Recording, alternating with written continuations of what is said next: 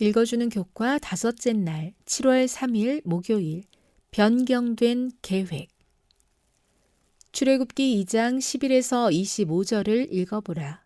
어떤 사건이 모세의 삶의 방향을 완전히 바꾸어 놓았는가?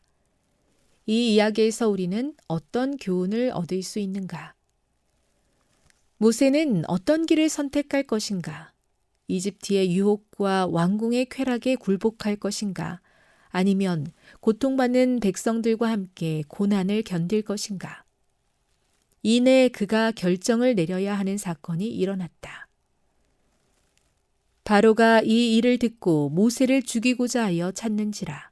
모세가 바로의 낯을 피하여 미디안 땅에 머물며 하루는 우물 곁에 앉았더라. 출애굽기 2장 15절. 애굽 사람을 죽인 후 모세에게는 선택의 여지가 없었다. 적어도 애굽에 남아있는 것은 불가능했다. 따라서 애굽의 왕좌에 오르고 신으로 추앙받는 그를 위한 어떤 계획이 있었을지라도 그 계획은 다 틀어지고 말았다.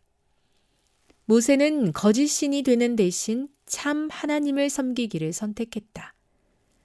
모세는 분명 도망칠 당시 자신의 앞날에 어떤 일이 기다리고 있을지 전혀 알지 못했을 것이다. 모세가 애굽 사람을 죽인 사건의 전말이 신속하게 애굽 사람들에게 알려졌고 크게 과장되어 곧바로 바로의 귀에까지 들어갔다. 이 같은 행위는 모세가 자기 민족을 이끌고 애굽 사람들을 대항하여 그 정부를 전복하고 스스로 왕위에 오르려는 의도를 가졌으며 모세가 살아있는 한 왕국의 안위는 보장될 수 없다는 매우 중대한 의미를 가진 것으로 왕에게 보고되었다. 왕은 당장 모세를 죽이기로 결정하였다. 그러나 신변의 위협을 느낀 모세는 아라비아로 도망쳤다. 부조화 선지자 247. 모세는 120년을 살았다. 그의 생애는 각각 40년씩 세 시기로 나눌 수 있다. 처음 40년은 이집트, 그 중에서도 대부분은 왕궁에서 지냈다. 그 다음 40년은 미디안 땅에 있는 이드로의 집에서 지냈다. 성경의 첫 5권인 모세오경과 이번 교과의 대부분을 차지하는 내용은 모세의 생애의 마지막 40년간의 일이며 우상 숭배로 가득한 세상을 향해 참 하나님의 본질과 성품을 드러내며 증거하라는 이스라엘의 초기의 부르심에 관한 이야기이다. 교훈입니다. 모세는 결정의 순간에 거짓 신이 되는 대신 참 하나님을 믿기로 선택했다. 당시 앞날에 어떤 일이 있을지 몰랐지만 하나님은 그를 위한 계획을 이루고 계셨다. 묵상.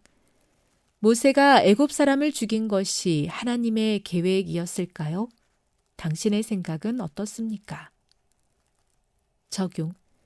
모세의 곤란한 경험은 하나님께서 모든 상황을 다스리시며 당신의 목적을 위해 사용하실 수 있다는 사실에 대해 우리에게 무엇을 가르쳐 줍니까? 영감의 교훈입니다. 하나님께 도전했던 바로. 모세가 애굽에서 도망한 후 40년 동안 우상 숭배는 승리한 것처럼 보였다. 해마다 이스라엘 사람들의 희망의 불빛은 희미해져 갔다. 왕과 그의 백성들 모두 그들의 권세를 크게 기뻐하고 이스라엘의 하나님을 조롱하였다.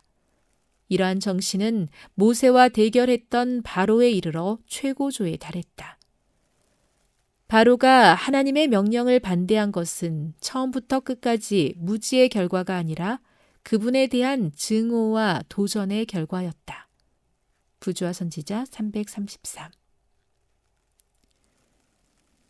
사람이 실패할 때에도 그런 사람을 위한 계획을 가지고 계심을 감사합니다. 우리도 꿈을 꾸고 계획하지만 마음대로 되지 않을 때가 있습니다. 우리 생각을 이끄시고 혹시 실패하더라도 하나님을 의지하는 데 실패하지 않도록 도와 주옵소서.